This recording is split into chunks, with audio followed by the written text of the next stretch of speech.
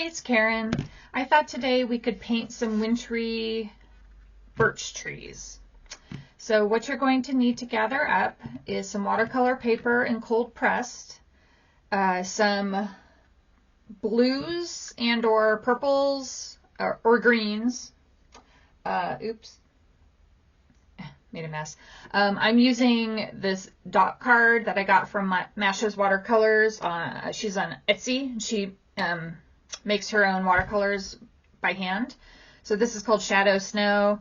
This is beam paint in Wintry Night, beam paint in Glacial River, and Schmincke paint in Haze Indigo. So those are the colors I'm going to play with. You will need some plain old table salt, nothing special, just plain old salt.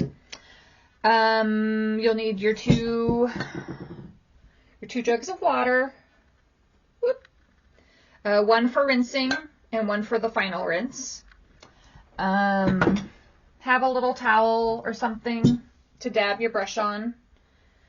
I just reuse these canvas towels and I throw them in the washer every once in a while. You'll need just a round brush of some sort. And the way we're going to shape the trees is I'm going to ask you to grab an old credit card or gift card. If you don't have something like this, which by the way, you should start saving these because they're really handy in art. If you don't have that, go ahead and just grab like a thicker piece of watercolor paper, like a scratch piece of paper. And you can use that. And then a couple of very clean paper towels. And we'll be using this to form the trees. So the first thing we need to do is a practice piece to see if the colors that you picked are going to lift off.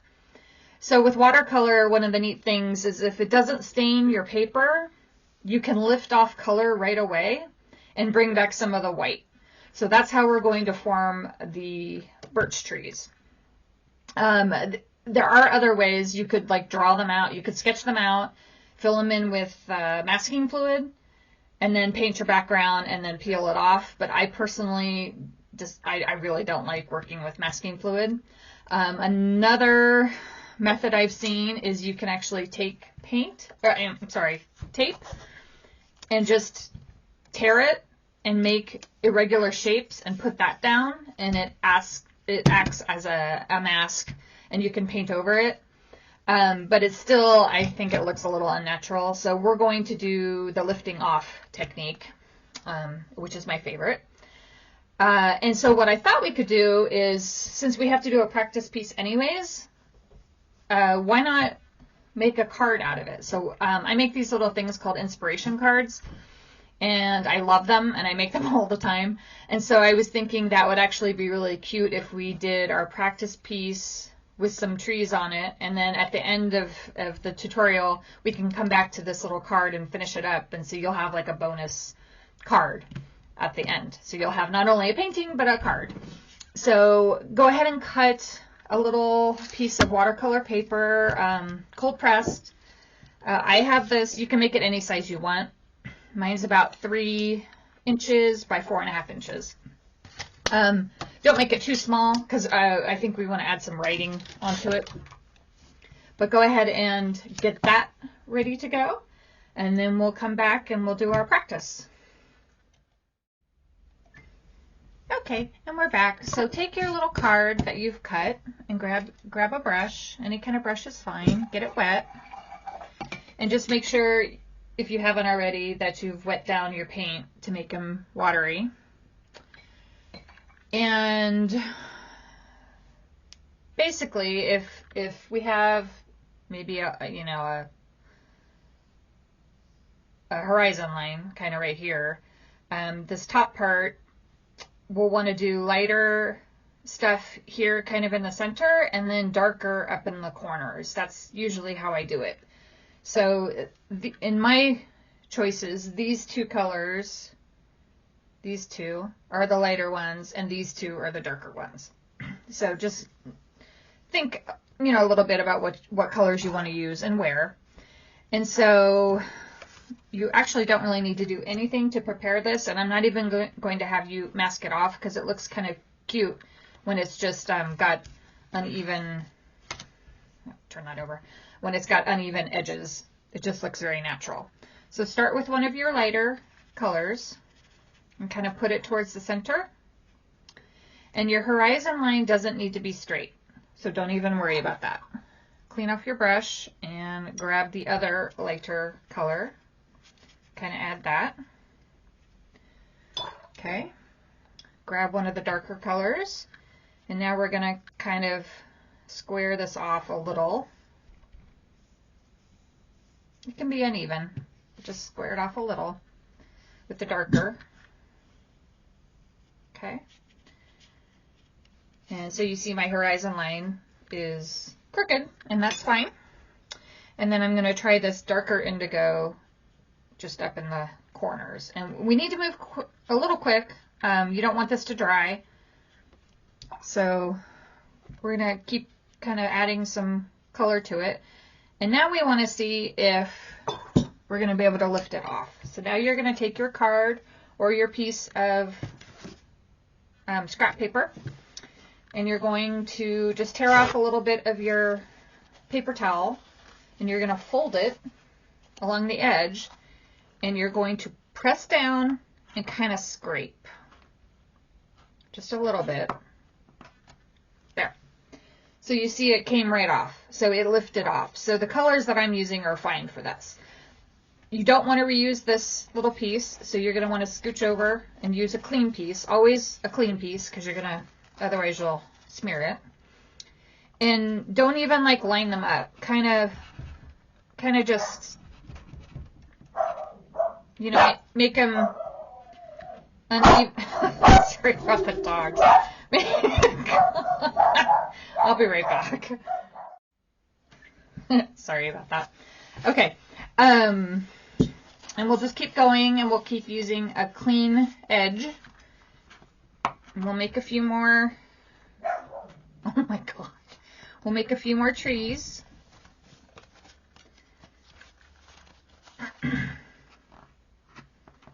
Okay. And you don't want to make too many. Anyways, this is just our practice anyways. So, so this will work for my card. And this will work for my painting. So don't worry about the fact that these don't look completely white, because we're going to go in and take care of all that. So do yourself a card. Try the blotting off method and make sure it works for your paints. And then go ahead and get a piece of watercolor paper taped off with a nice edge, and make sure you press down on it so the water doesn't, or I mean the paint doesn't leak under the tape. And then come back and we'll get started. Okay. So hopefully you've got everything ready. So I want you to just have everything here ready to go. Have your paint, have your salt, have your card and paper towel, and have this all ready to go, because we're going to have to move quickly while it's all still wet. So we are going to do this wet on dry. So you don't need to water down the paper or anything. And grab, if you're working with a bigger piece of paper like I am, mine's like 8 by 5. I just grabbed a piece of paper from my stash. Maybe use a bigger brush for this part. I think I'm going to use this big Fusion brush size 5 for mine. So, sorry, there you go. So a larger brush, because we want to, like I said, keep moving quickly.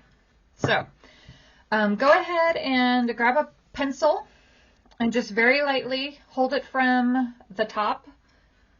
Okay, and we're going to just draw the horizon line on, just so we know where to stop with the blue paint. And you don't want to put it directly in the middle for composition. You either want to have it above the center or below the center. In this case, because the trees are tall, I'm going to go with below the center. And you probably can't see it, but it's not a straight line. No, you can't see that. Focus. It's not a straight line, and that's how we want it, because nature is very rarely straight. So just do, and don't make it too dark. If you get it dark, go ahead and erase part of it so it's not super visible, okay? Because just so you know, when you put pencil down and then you put watercolor over it, you can't erase the pencil once it's dry. Okay, and so we're going to start with the background, and then we're going to shape the trees, and we're going to do it all in one go. So just like on our practice, where we put the lighter stuff in the center and then the darker stuff in the corners, that's what we're going to do on this bigger piece of paper.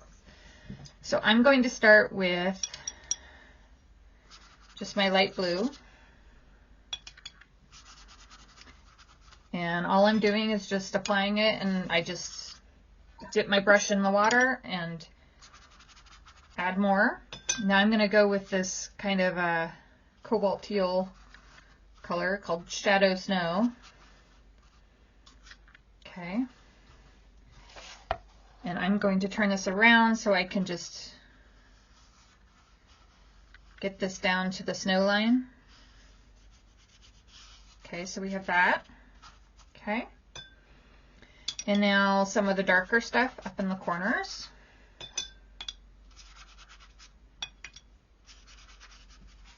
Okay. And then this is that's the indigo color up there. And this is a little light, so I'm actually going to grab just some color straight out of the stone to try to get this a little darker, because we want the white trees to stand out a little bit. So you see it's just pretty haphazard, so don't even worry about it. We're just getting the color down. Okay, that should work. All right, and don't worry about that. You see I made a little oopsie, and I just made another oopsie, and I'm actually just going to blend that out with some water because we're going to work on the foreground later. So I've got my wet blue paint. I'm going to go ahead and grab my card with my yeah, that should work. With my clean paper towel, and we're going to start creating trees. So you're just going to kind of scrape. There's one. And like I said, just remember not to reuse the same part of the tissue. And trees often grow in little groups rather than just one like that. So maybe think about spacing them out a little. Okay, just scrape. Scrape.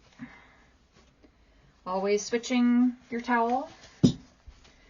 Make some crooked. It's absolutely fine. Okay. An odd number would be good. So we have 3, 4, 5. Come over here. We're just pressing and scraping. And it's okay that this one's not fully hitting this line, because we're going to go back and do a lot more to it. Okay, 3, 4, 5, 6, 7. So I'm going to do 2 more. I think I'm going to make one kind of crooked over here. Okay. Okay. And I'll put one over here.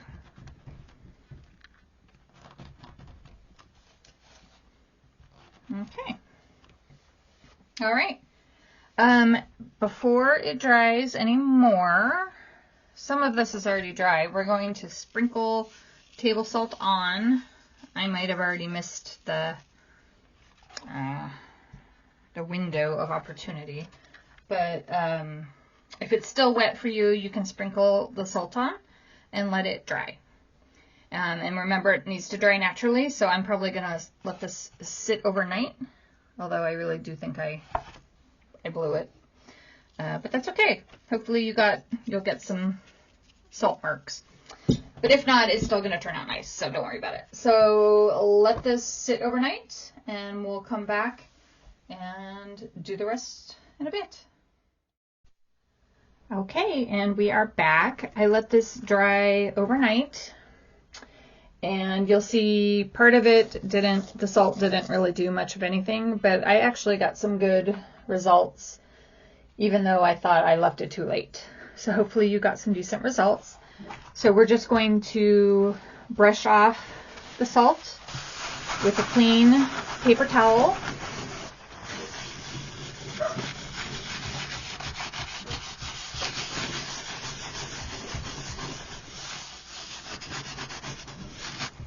Okay. All right. So mine's a little faint compared to some of the other ones that I've done. And if yours is faint and you want it to be darker in the background, now would be the time to go back over your background. So you could just trace around the tree shapes and make them a little darker. But I'm not going to spend the time to do that right now. But I'm sure you can see what I mean. You would just get your blues out again, and you would just wet your blues, and just carefully darken these parts up. But I'm just going to keep going because that's kind of just how I do paint. I paint. So for this next part, you will need a black. I'm going to use Lunar Black by Daniel Smith. And eventually you will need a white. I'm using Dr. P.H. Martin's Bleedproof white, or you could use white gouache, something like that. Or you could even, if you don't have any of that, you could even use just an acrylic white pen for the snow, which is what the white's for. Okay, so I've got some white here, and this is actually dried on the palette. And I'm going to be careful not to get this too wet. So I am going to wet it. So I'll just take some clean water on a brush and just kind of moisten this, but I'm going to keep it kind of thick. So we don't want it to be too runny, because we're going to do dry brushing now on the trees. So the birch trees are white trees with like black textured, like mottled texture, and they're really beautiful. So that's what we're going to do. So grab a scrap piece of paper again, and this might require you trying out some of your brushes. So I have a favorite brush that I use for dry brushing, and it's this wonky one. You can see that the point, it's like crooked. I think it got misshapen when it was shipped to me, but it's actually really good for dry brushing. So grab yourself a scratch piece of paper and a paper towel and a brush, and get it wet, but not like sopping wet. I mean, just get it wet like normal. And then what we're going to do is put it in the black, and then you're going to kind of tap, tap, tap, so it's not super thick, and you're going to lay it down on its side, and you use the belly of the brush to dry brush. And this is one of the reasons you'll want to use cold pressed paper that has some tooth to it, because this is the technique that we want to do to form the trees. So you can see that actually already looks like a tree. It's very cool. So practice that a couple of times before you start on your painting. But that is what we're going to do to each of our trees. that we have. So right now they're not super obvious, but they will be when we're done. So I usually turn mine, because I'm right-handed, so I turn mine and work like this. So this is how I'm going to do my dry brushing. So I'm going to get it wet again, get some more black, tap, tap, tap, and then I'm going to start at the bottom, because that's usually where the birch trees are darker, and I'm just using the belly of the brush, and I'm not being overly careful. Okay, there's one. And go ahead and rinse it, grab some more, tap, tap, and we'll do this tree right in here. And you don't need to do it like the whole way. You can leave spaces so it looks more natural. Do some on the left side, some on the right side. Tap. Go back and forth, different directions. Okay. Okay.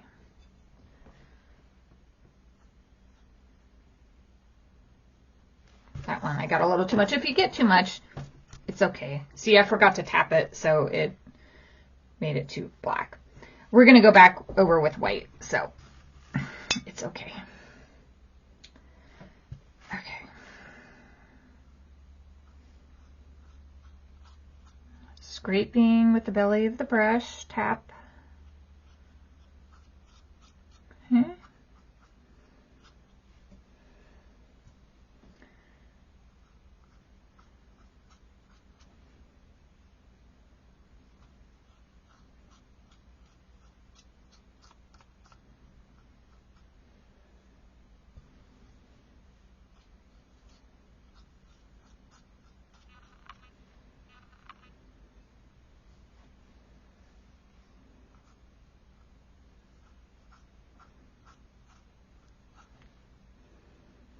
Looks like we lost some of the weight in this particular tree. So we will have to get some of that back. But I'm still just going to do the same thing for this one. Okay.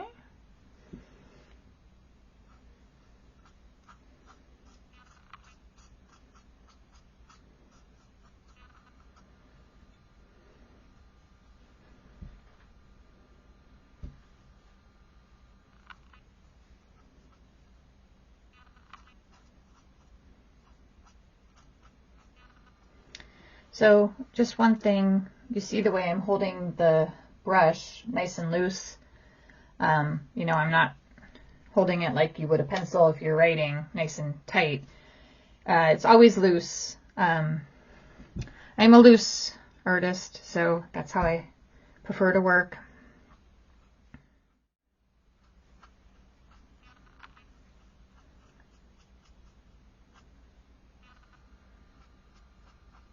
Okay.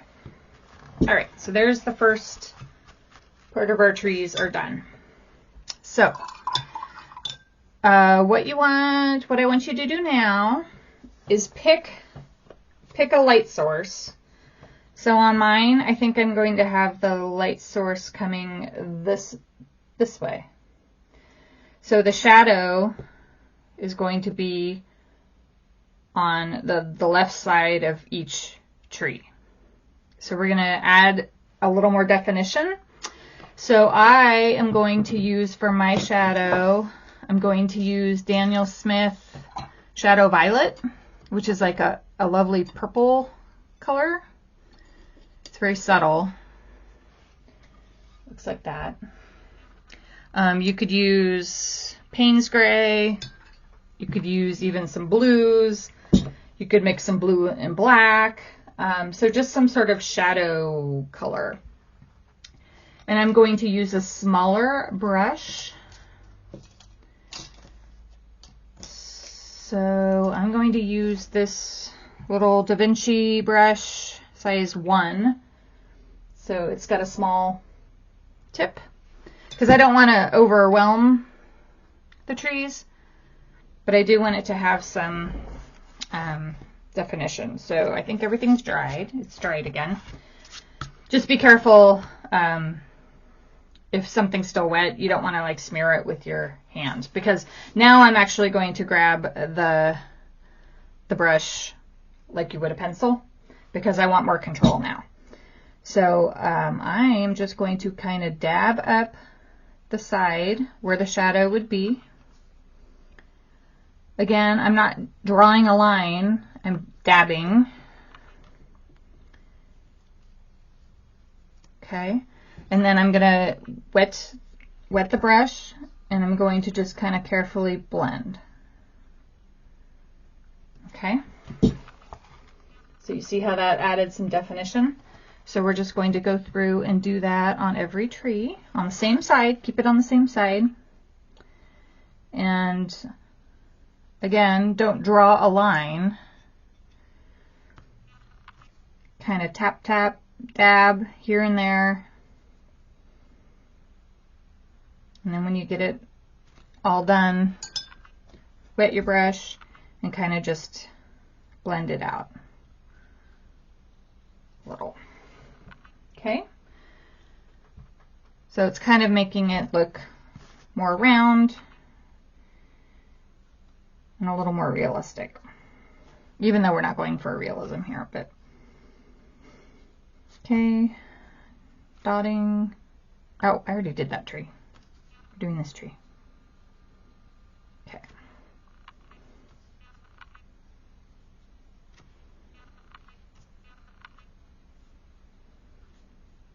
Okay, wet your brush, go in and kind of blend that in so it's not just a line. Okay, so see the difference between the three that we've done and we haven't done these? So it really does help. And honestly, I could probably, let me try just adding a little bit of black. We'll just see if that, just some black here and there maybe, for a little more definition. Yeah, I like it even with the black. So we'll do both. We'll do shadow violet, and then we'll also do a little bit of black.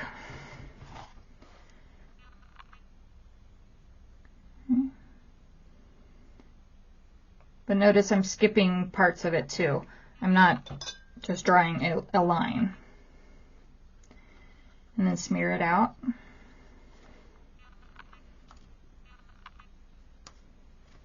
Okay. Okay.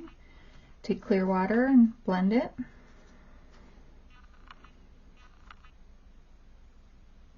Yeah, I like it with the black. Stands out a lot more. Okay, this is the shadow violet. So we'll start with that.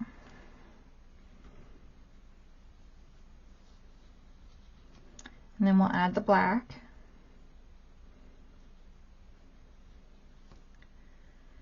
Okay, just let your brush kind of skip here and there.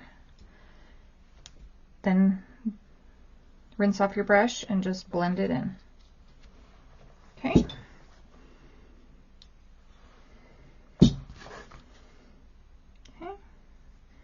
This is kind of a mixture of the black and the shadow violet together.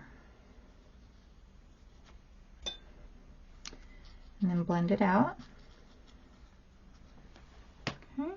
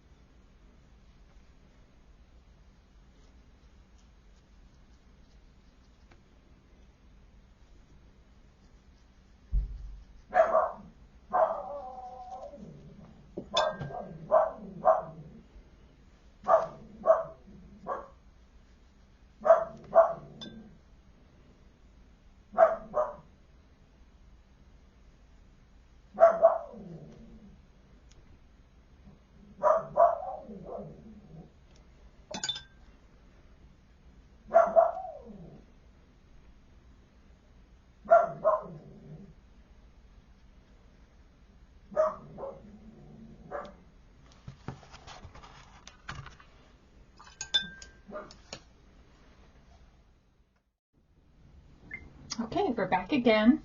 So we finished up the shadows on the left-hand side, or whichever side you picked.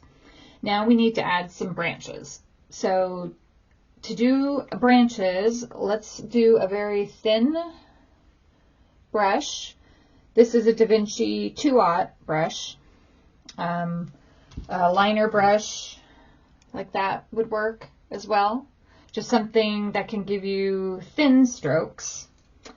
And we're going to go back to holding the brush quite lightly and loosely towards the top. So we're not coming down here and drawing jagged lines. So we want them to be kind of wonky and scribbly looking like branches would be. But we're not also going to go crazy. So we're just going to add a few branches here and there so we can add some snow to them.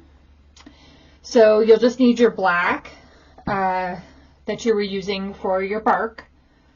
So have your black, have it also still not terribly thin. You want it to be somewhat thick, but I'm still going to dab it onto my paper towel. And I'm just going to randomly pick places to start adding branches. And they're not going to be super, the one thing about small brushes like this, just so you know, they don't hold a lot of water. So you are going to have to moisten your brush a lot more than you normally would. But you can see it makes nice, fine branches. And you'll want your branch to be a little thicker where it hits the tree and then thinner out towards the end. So maybe just do 2 or 3 branches on each tree trunk. Maybe. I might switch. Okay, that one's not working great. So I'm going to, let me try this one. This is a 3-aught. I'm going to try this one. Okay, yeah, that's a little bit better.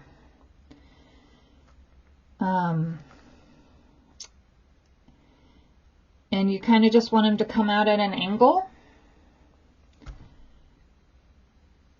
Somebody once, an artist once told me, never draw your branches directly out perpendicular from the tree because it doesn't grow like that in nature. But I've actually looked in the woods where I walk almost every day, and that isn't true. Sometimes there are branches that just jut directly out perpendicular from the tree. But anyways, so that's neither here nor there. But go ahead and just add some branches.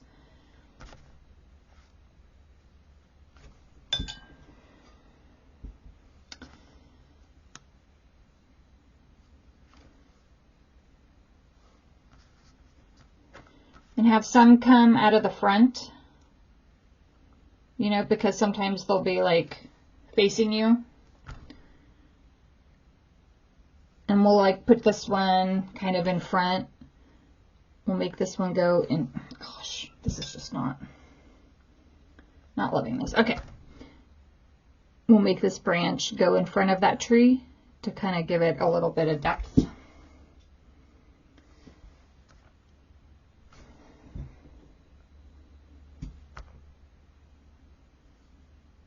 Like that.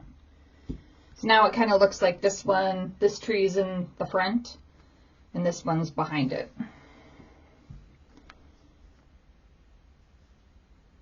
Okay.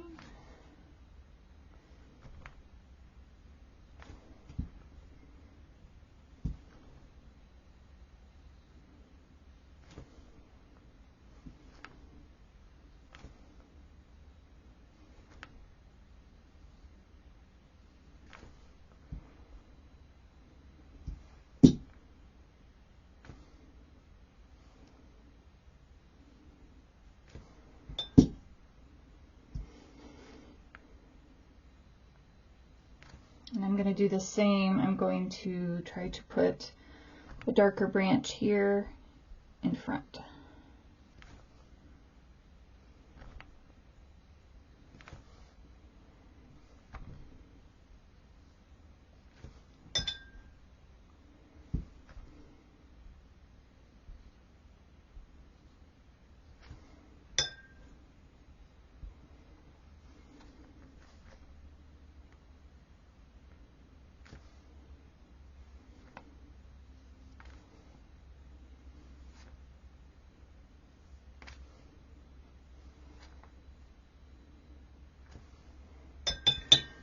Okay, hopefully you have some branches and it looks somewhat like this, and hopefully you didn't go overboard and fixate on it too much.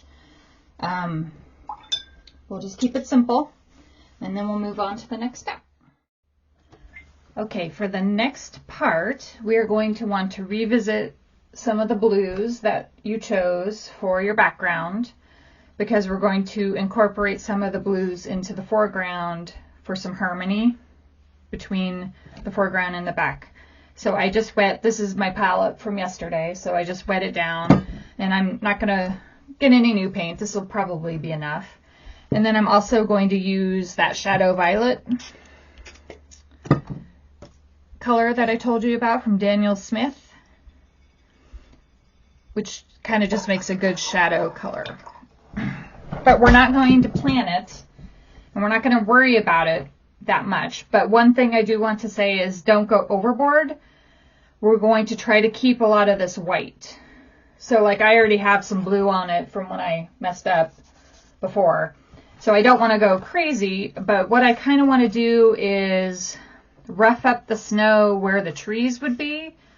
Because you know when you're walking in the woods and you see the snow, like there's always shadows and stuff like in the snow.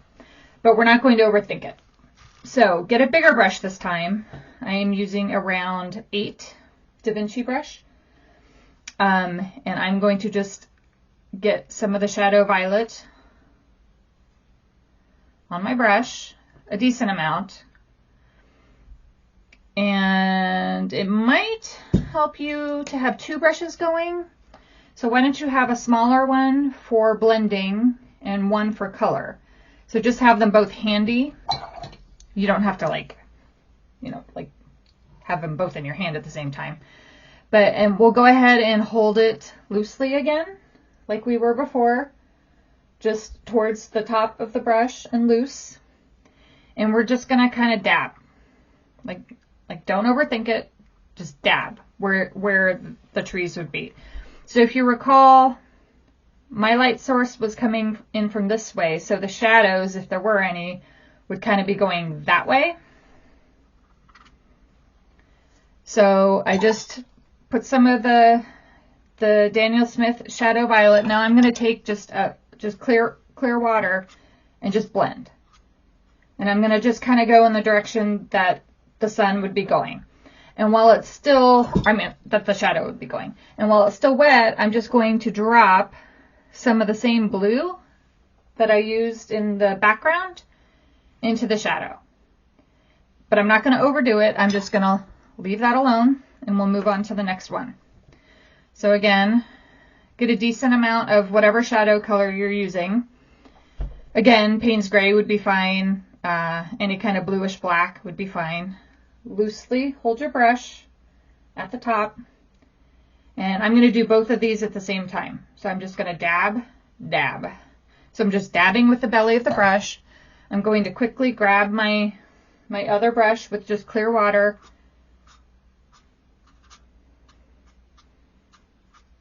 And swipe it in the direction of the shadow. Okay? And then go ahead and dab in, wash your brush, dab in some of the blue. Okay? All right, so far so good.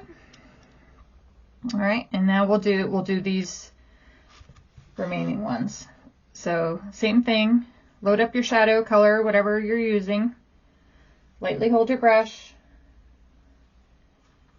dab with the belly, and then with with clear water,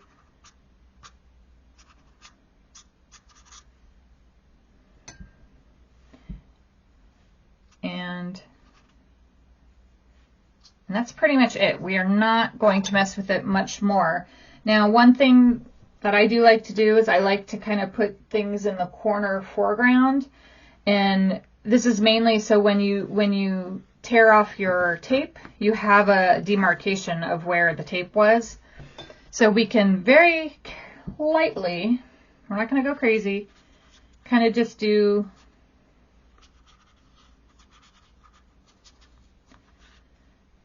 Again, holding the brush lightly up towards the tip, and then throw some of your blue in there, and you're good. So we kept some of the white. I don't know, you'll be able to see it better, I think, when it dries. So I'm gonna let that dry, and then I'll be right back. All right, we are in the home stretch. So you can see that I didn't plan that, but it actually turned out pretty cool. It looks like there's dips like you would find in fallen snow, which is quite cool. And there's still a lot of white. So there's white space. And if you, for some reason, think you put too much color down and you lost some of your white, that's when you could use your gouache or your Bleedproof white to get some of that back.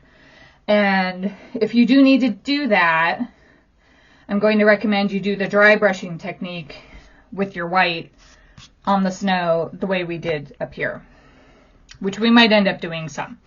But so I want you to grab a white acrylic pen that you like to use.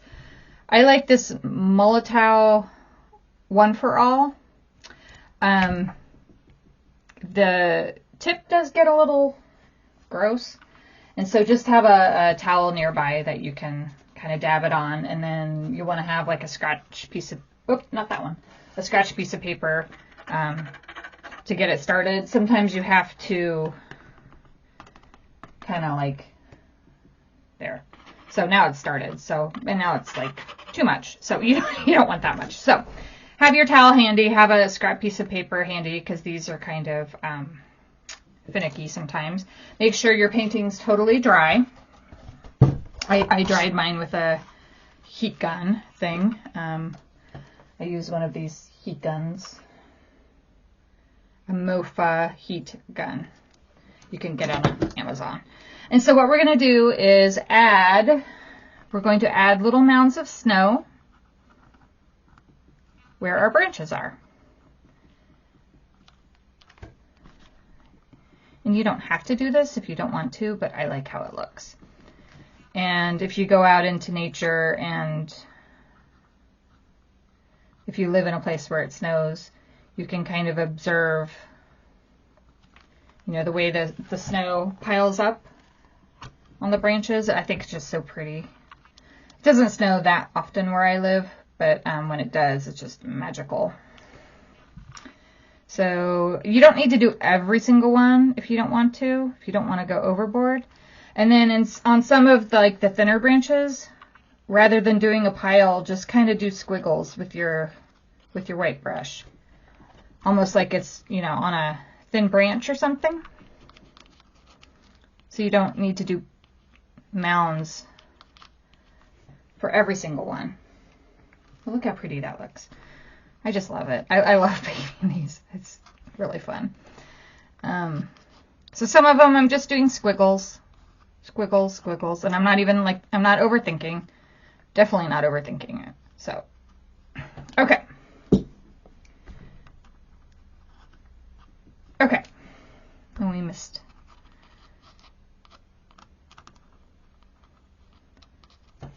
Okay.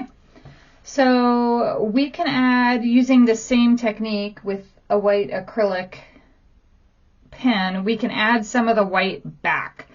Like I said, my lifting off, it didn't lift off as much as I would have liked, because birch trees are white-ish. So I'm going to turn my painting around, knowing that I wanted to keep the left side darker because that's how I have the light coming in. So the right side would be lighter.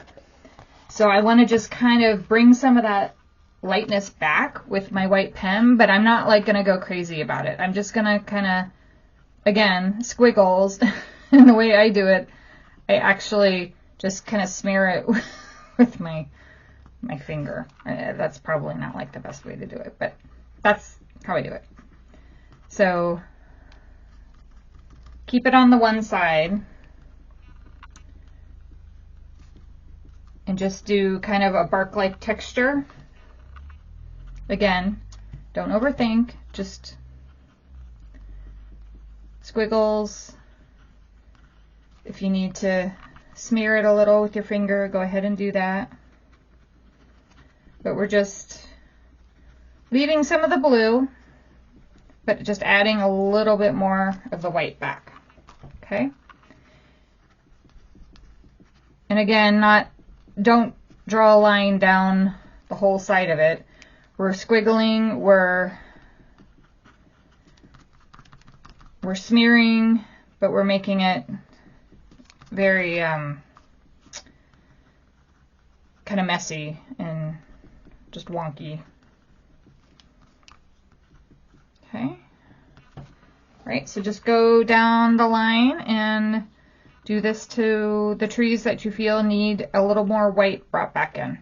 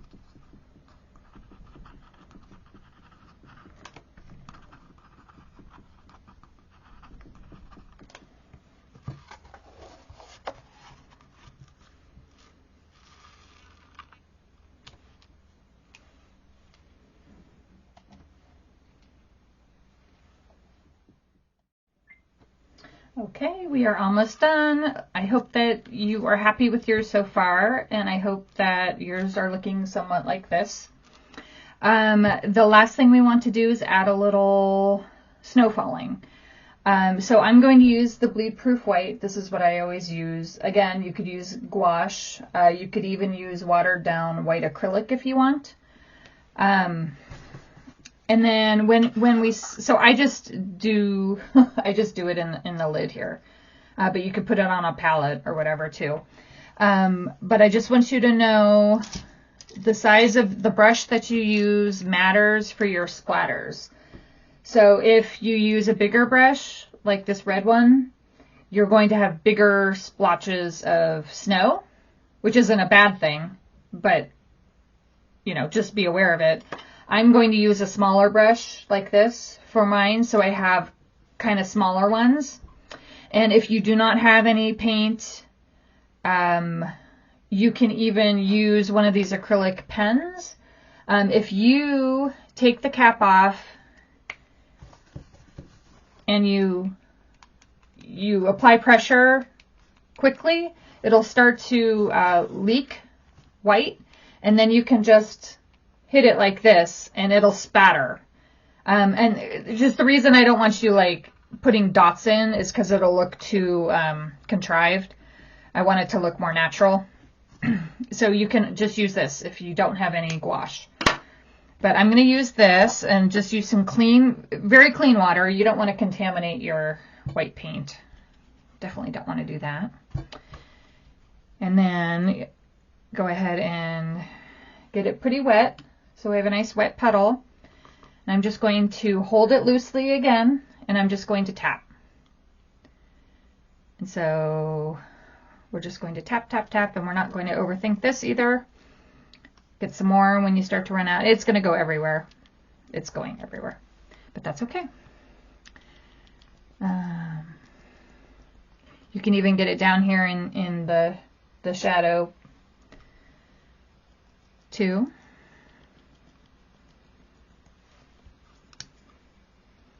Okay, and I don't think you need to go too crazy. I'll do a little bit more, but It is fun to do.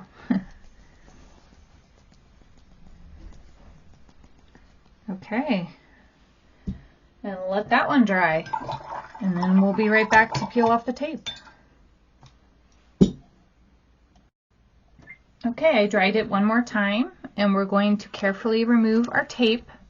And again, I don't think I mentioned this. The tape that I use, and I'll put it in the description. I use Scotch painter's tape, delicate surface, and so it peels off a little easier than regular tape would. I know some people use actually that clear Scotch tape, that invisible tape.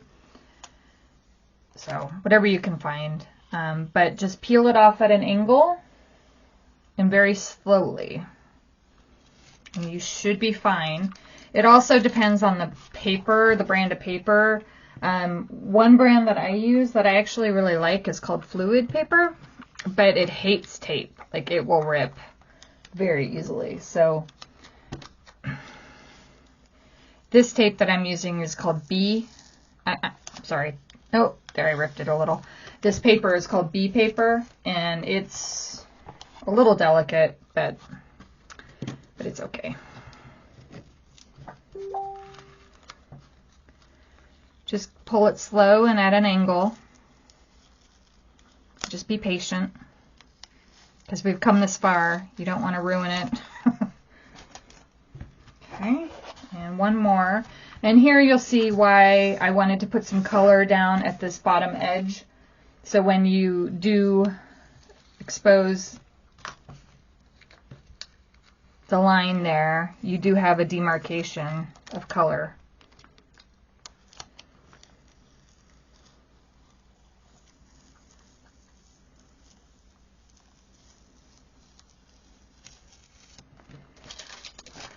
Okay. There you have it. And don't forget to sign it somewhere in one of the corners, perhaps. But there you go.